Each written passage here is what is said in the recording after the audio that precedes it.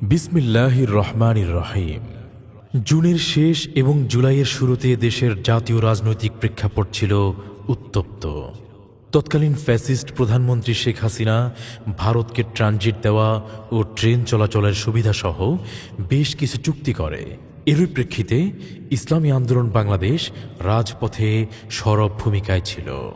তাছাড়া জুলাই আন্দোলনের শুরু থেকে সারা দেশে ইসলামী যুব আন্দোলন বাংলাদেশের প্রতিষ্ঠাবার্ষিকী সমাবেশ চলছিল। সমাবেশসহ কর্মসূচিসমূহের অনেকগুলো প্রোগ্রামে প্রধান অতিথি হিসেবে উপস্থিত ছিলেন পীর সাহেব চরমোনাই। তিনি সেসব প্রোগ্রামে আন্দোলনরত শিক্ষার্থীদের সমর্থন দিয়ে সারা দেশে গণসংযোগ তৈরি করেন, যা সারা দেশে আন্দোলন ছড়িয়ে পড়তে অনেক বড় ভূমিকা রাখে। জুলাই অভ্যুত্থানে ইসলামী আন্দোলন বাংলাদেশ এবং তার সহযোগী সংগঠনগুলো সর্বাত্মকভাবে সক্রিয় অংশগ্রহণ করে ফ্রন্ট লাইনে আন্দোলন চালিয়েছে। এই ডকুমেন্টারিতে জুলাই আন্দোলনে ইসলামী যুব আন্দোলন বাংলাদেশ এবং ইসলামী আন্দোলন বাংলাদেশ ও তার সহযোগী সংগঠনগুলোর অ্যাক্টিভিটিসমূহের আংশিক তুলে ধরা হলো। ৩ জুলাই ২০২৪ জাতীয় প্রেস ক্লাবে গণপ্রজাতন্ত্রী বাংলাদেশ স্বৈরতন্ত্রে পরিণত হওয়া, ভারতের সাথে দেশ বিরোধী চুক্তি ও মাত্রাহীন দুর্নীতি এবং ক্রমাগত ঘনীভূত জাতীয় সংকট নিরসনে ইসলামী আন্দোলন বাংলাদেশের আমির মুফতি সৈয়দ মোহাম্মদ রেজাউল করিম পীর সাহেব চরমোনাইয়ের সভাপতিত্বে জাতীয় সংলাপের আয়োজন করা হয়। ৪ জুলাই ২০২৪ কোটা আন্দোলনে সাধারণ শিক্ষার্থীদের সাথে সংহতি জানায় ইসলামী ছাত্র আন্দোলন বাংলাদেশ এবং শিক্ষার্থীদের আন্দোলনে সক্রিয় অংশগ্রহণ করে।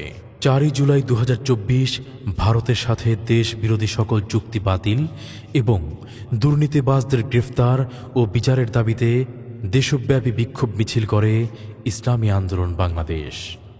বিক্ষোভ মিছিল থেকে অবৈধ সরকারকে ক্ষমতাচ্যুত করার জন্য তীব্র গণ আন্দোলনের হুঁশিয়ারি দেয়া হয়।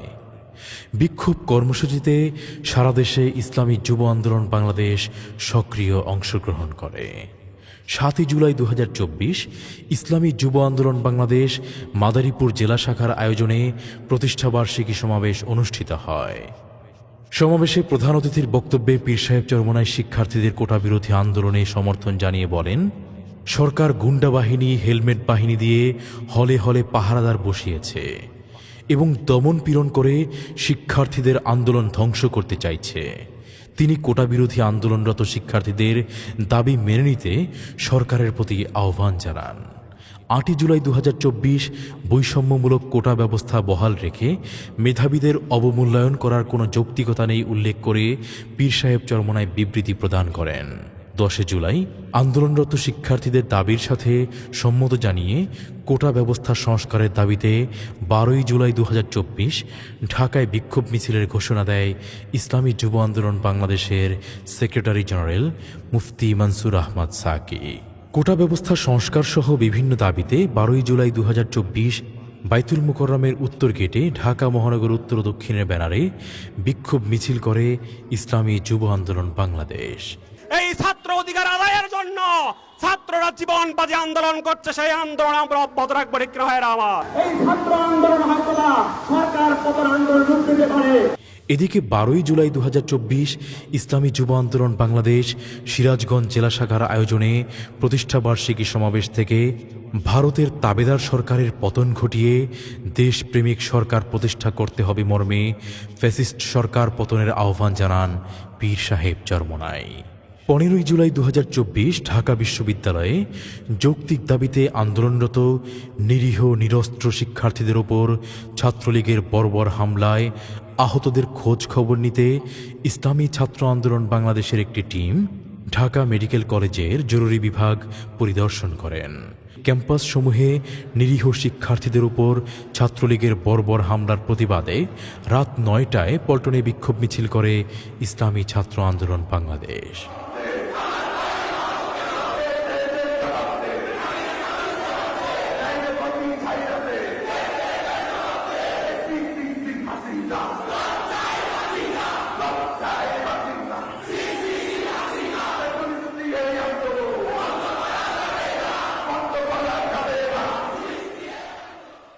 কোটা সংস্কারের দাবিতে আন্দোলনরত নিরীহ ছাত্রছাত্রীদের উপর সরকারদলীয় সন্ত্রাসী ও পুলিশ বাহিনীর হামলা এবং গুলি করে নিরীহ ছাত্র হত্যার প্রতিবাদে কর্মসূচি ঘোষণা করে ইসলামী আন্দোলন বাংলাদেশ। 17 জুলাই 2024 ইসলামী যুব আন্দোলন বাংলাদেশের তৎকালীন ভারপ্রাপ্ত কেন্দ্রীয় সভাপতি আতিকুর রহমান মুজাহিদের সভাপতিত্বে কেন্দ্রীয় কমিটির বৈঠক অনুষ্ঠিত হয়। বৈঠকে সভাপতির বক্তব্যে যুবনেতা আতিকুর রহমান মুজাহিদ বলেন, কোটা সংস্কার আন্দোলনে অংশগ্রহণকারী শিক্ষার্থীদের উপর সরকারের পোষ্য ছাত্রলীগ ও পুলিশ যে নির্মমতা চালিয়েছে তা জাহেলি যুগের বর্বরতাকেও হার মানায়। তিনি কোটা সংস্কার আন্দোলনে শিক্ষার্থীদের পাশে থাকারও ঘোষণা দেন। কোটা সংস্কারের দাবিতে আন্দোলনরত নিরীহ ছাত্রছাত্রীদের ওপর সরকারদলীয় সন্ত্রাসী ও পুলিশ বাহিনীর হামলা এবং গুলি করে নিরীহ ছাত্র হত্যার প্রতিবাদে 18 জুলাই 2024 ঢাকাসহ সারা দেশের জেলা ও মহানগরে বিক্ষোভ মিছিল করা হয়। এতে শিক্ষার্থীদের আন্দোলনে নতুন মাত্রা যোগ করে।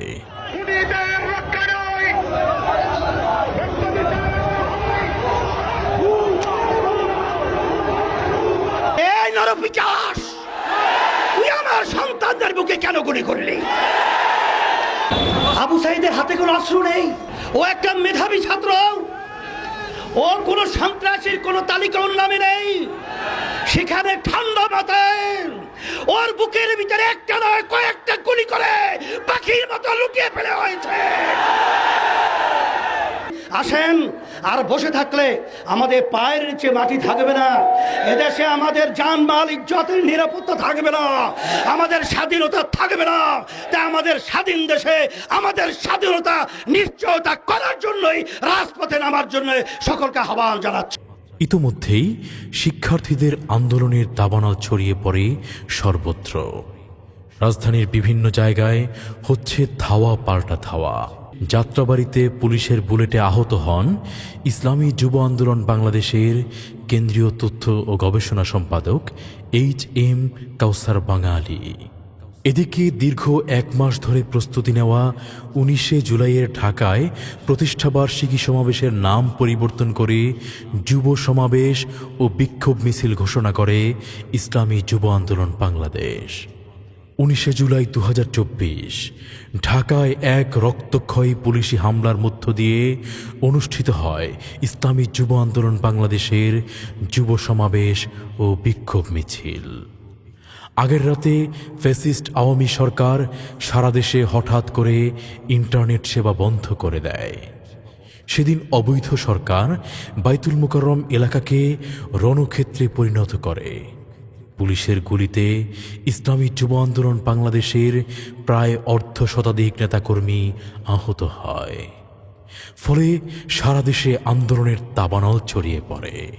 এদিকে শিক্ষার্থীদের চলমান আন্দোলনে নিহত হওয়া শহীদ ভাইদের রুহের মাগফিরাত কামনায় দোয়ার আয়োজন করে ইসলামী আন্দোলন বাংলাদেশ চরমোনাই শাখা।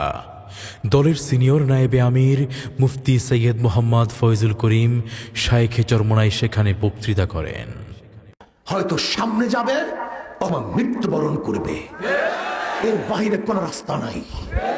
যদি আমরা জেলে যাই, তোমরা যারা থাকবে তারা আন্দোলন করবে। এখানে যারা আছে তারা যদি জেলে যাও, যারা থাকবে তারা আন্দোলন করবে। যারা 5 বছর সংগ্রাম করব, যারা 5 বছর সংগ্রাম করব, এই শাহীদ জালের বিরুদ্ধে আন্দোলন করবো, সংগ্রাম করবে। আমরা খুনি শেখ হাসিনাকেও ওই বাসনাদ থেকে নামাতে বাধ্য করবে ইনশাআল্লাহ। শিক্ষার্থীদের আন্দোলনকে কেন্দ্র করে সরকার সারা দেশে গণগ্রেফতার শুরু করেছে।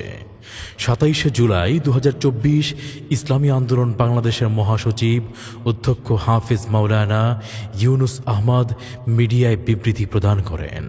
বিবৃতিতে তিনি বলেন, সরকারি বেসরকারি বিভিন্ন স্থাপনার ক্ষয়ক্ষতি নিয়ে প্রধানমন্ত্রীর মায়াকান্না শোনা যায়। কোটা সংস্কারের দাবিতে শিক্ষার্থীদের ন্যায্য আন্দোলন দমন করতে সরকার নৃশংসভাবে দলীয় সন্ত্রাসী ও পুলিশ দিয়ে শত শত ছাত্র জনতাকে গুলি করে হত্যার বিষয়টি বেমালুম ভুলে যাচ্ছেন তিনি, যা কোনোভাবেই কাম্য নয়। 29 জুলাই 2024 রাজধানী ঢাকায় কোটা সংস্কার আন্দোলনে সরকার কর্তৃক সৃষ্ট সংকট নিরসনে করণীয় বিষয়ে ইসলামী আন্দোলন বাংলাদেশ সংবাদ সম্মেলন করে।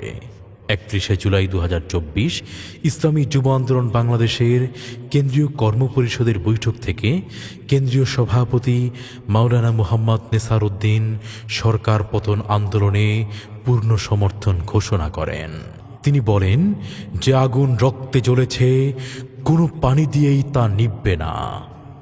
ফ্যাসিবাদী সরকারের গুলিতে নিহত শহীদ মীর মাহফুজুর রহমান মুগ্ধ ও কারাবন্দী অধ্যাপক আসিফ মাহতাবের পরিবারের সাথে 32 জুলাই 2024 সাক্ষাৎ করেন ইসলামী আন্দোলন বাংলাদেশের সিনিয়র নায়েবে আমির মুফতি সৈয়দ মোহাম্মদ ফয়জুল করিম শায়েখে চরমনাই। এদিকে শহীদ সিয়ামের শোকাহত পরিবারের সাথে সাক্ষাৎ করে ইসলামী ছাত্র আন্দোলন বাংলাদেশের নেতৃবৃন্দ। 33 জুলাই 2024 ঢাকায় ছাত্র যুব নেতৃবৃন্দের সাথে ঐতিহাসিক মতবিনিময় সভা করে ইসলামী আন্দোলন বাংলাদেশ। আবু সাইদ যদি বুক পাততে পারে, সেই বুক তো আমাদের কাছেও আছে। আবু সাইদ যদি রক্ত দিতে পারে, সেই রক্ত আমাদের কাছেও আছে। যদি আবু সাইদ আজকে জীবন দিয়ে গরিব হতে পারে, আমরা কেন জীবন দিয়ে গরিব হতে পারবো না? আজকে হাজারো মানুষ যদি জেলখানায় থাকতে পারে, মনে রাখতে হবে আমিও তাদের একটা পার্ট, আমিও তাদের একটা পার্ট। আমার ভাই জেলখানায় আছে, আমিও যাব, অসুবিধা কোথায়? মরার জন্য অজ্ঞান কেউ মরবেন না, বাঁচার জন্য বিচ্ছন্ন থাকেন কেউ বাঁচতে পারবেন না। জাতীয়ভাবে এই সরকার জালেমের বিরুদ্ধে আন্দোলন ঝাঁপিয়ে পড়বো ইনশাআল্লাহ। অবশ্যই অচিরেই কর্মসূচি আসতেছে, সর্বোচ্চ শক্তি দিয়ে সেই কর্মসূচি পালন করার জন্য ইনশাআল্লাহ আমরা চেষ্টা করব। মূলত এই সভাতেই ফ্যাসিস্ট হাসিনার পতনের বীজ বপন করে ইসলামী আন্দোলন বাংলাদেশ এবং সেই আলোকেই রাজপথে ঝাঁপিয়ে পড়ে সংগঠনের সকল নেতাকর্মীরা। 34 জুলাই 2024 সরকার পদত্যাগের এক দফা দাবি ঘোষণা করেছে বৈষম্য বিরোধী ছাত্র আন্দোলন। এদিকে পূর্ব ঘোষিত কর্মসূচির অংশ হিসেবে ঢাকায় ইসলামী আন্দোলন বাংলাদেশের বিক্ষোভ মিছিলে যুক্ত হন দলের সিনিয়র নায়েবে আমির মুফতি সৈয়দ মোহাম্মদ ফয়জুল করিম শায়েখে চরমনাই। বিক্ষোভ মিছিলের কথা থাকলেও সেটি জনসমুদ্রে পরিণত হয়। বাইতুল মুকাররম উত্তর গেট থেকে একটি বিশাল মিছিল মুফতি ফয়জুল করিমের নেতৃত্বে পল্টন মোড় হয়ে প্রেস ক্লাবের সামনে গিয়ে সমাবেশে মিলিত হন। সেখানে বক্তব্য শেষে পুনরায় মিছিলটি কদম ফোয়ারা হয়ে দোয়েল চত্বর হয়ে পুনরায় প্রেস ক্লাব, পল্টন মোড়, বিজয়নগর, নাইটিঙ্গেল হয়ে পুরানা পল্টন মোড় সহ পুরো এলাকায় লোকে লোকারণ্য হয়ে যায়। সমাবেশে মুফতি ফয়জুল করিম বৈষম্য বিরোধী ছাত্র আন্দোলনের সকল কর্মসূচির সাথে একাত্মতা ঘোষণা করে বলেন, ইসলামী আন্দোলন বাংলাদেশ শুরু থেকে এ আন্দোলনের পাশে ছিল, আছে এবং থাকবে। তাছাড়া আগামী 5 আগস্ট এক দফা দাবিতে ঢাকা সহ সারা দেশে গণমিছিল কর্মসূচি ঘোষণা করেন তিনি। শেখ হাসিনার সাথে আর কোনো সংলাপ নয়, তার সাথে কোনো আলোচনা নয়, শুধু একটাই পথ, শেখ হাসিনার পদত্যাগ। এই আন্দোলনের সাথে ইসলামী আন্দোলন বাংলাদেশ সম্পৃক্ত আছে, থাকবে ইনশাআল্লাহ। আগামী সোমবার 5 তারিখ ঢাকায় লক্ষ লক্ষ মানুষ নিয়ে এই খুনি শেখ হাসিনার উৎখাতের জন্য, পদত্যাগের জন্য, গদিচ্যুত করার জন্য গণমিছিল হবে ইনশাআল্লাহ। 35 জুলাই 2024 ঢাকার রাজপথ ইসলামী আন্দোলন বাংলাদেশের সিনিয়র নায়েবে আমির মুফতি সৈয়দ মোহাম্মদ ফয়জুল করিমের নেতৃত্বে আবারও প্রকম্পিত হয়। মুফতি সৈয়দ মোহাম্মদ ফয়জুল করিমের নেতৃত্বে বিশাল গণমিছিল থেকে জনসমুদ্র বাইতুল মোকাররম থেকে শুরু হয়ে শাহবাগে বৈষম্য বিরোধী ছাত্র আন্দোলনের অবস্থান কর্মসূচির সাথে গিয়ে মিলিত হয়। এ সময় বৈষম্য বিরোধী ছাত্র আন্দোলনের নেতারা শাইখে চরমোনাইকে ফুল দিয়ে বরণ করে নেন। তিনি ছাত্র জনতাকে সরকার পতনের এক দফা দাবিতে পূর্ণ সংহতি ও সহযোগিতার আশ্বাস দেন।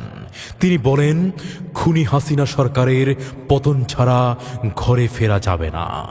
সরকারের সাথে আলোচনার কোনো সুযোগ নেই, রাজপথে ফয়সালা হবে ইনশাআল্লাহ।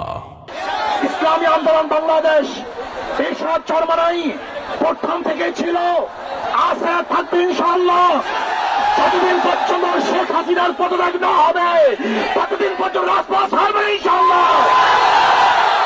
যদি কেউ আমাদের মধ্যে শেখ হাসিনার সাথে হঠাৎ করার প্ল্যান করে, ষড়যন্ত্র করে, তাহলে আমরা তাদেরকে মির্জাফর হিসাবে ঘোষণা করছি। শেখ হাসিনার সাথে কোনো বৈঠক নেই, কোনো আলোচনা নেই, শুধু দাবি একটা, দাওয়া একটা, ওই গণভবন দখল করতে হবে। আগামীকাল গণমিছিলে সবাই অংশগ্রহণ করবেন, কেউ ঘরে থাকবেন না। আগামীকাল গণমিছিলে ছাত্র জনতার প্রত্যেকটা প্রোগ্রামে এবং কর্মসূচিতে আমরা ঐক্যবদ্ধ হব। এদিকে বৈষম্য বিরোধী ছাত্র আন্দোলন 5ই আগস্ট মার্চ টু ঢাকা কর্মসূচি ঘোষণা করে। ইসলামী আন্দোলন বাংলাদেশ মার্চ টু ঢাকা কর্মসূচির সাথে একাত্মতা ঘোষণা করে নিজেদের পূর্ব ঘোষিত দেশব্যাপী গণমিছিল কর্মসূচি প্রত্যাহার করে নেওয়ার জরুরি ঘোষণা জারি করে এবং সারা দেশের সমস্ত নেতাকর্মীদের মার্চ টু ঢাকা কর্মসূচি সফল করতে নির্দেশনা দেয়। ৩৬শে জুলাই ২০২৪ সারা দেশের আপামর ছাত্র জনতা ঢাকার উদ্দেশ্যে যাত্রা করে এবং এক পর্যায়ে ফ্যাসিস্ট শেখ হাসিনা ক্ষমতা ছেড়ে ভারতে পলায়ন করতে বাধ্য হয়। ৩৬শে জুলাই একদিনে হয়নি, এর পেছনে রয়েছে দীর্ঘ ১৬ বছর আওয়ামী জাহিলিয়াতের জাদাকলে পিষ্ট বহু আন্দোলন সংগ্রাম, যাদের আত্মত্যাগের বদৌলতে আমরা বাংলাদেশকে পুনরায় স্বাধীন হিসেবে পেয়েছি। সে সকল শহীদ বীর যোদ্ধাদের রুহের মাগফিরাত কামনা করছি, আহতদের সুস্থতা কামনা করছি এবং যারা এই বিপ্লবী আন্দোলনের নেতৃত্ব দিয়েছেন সকলের প্রতি বিপ্লবী অভিনন্দন।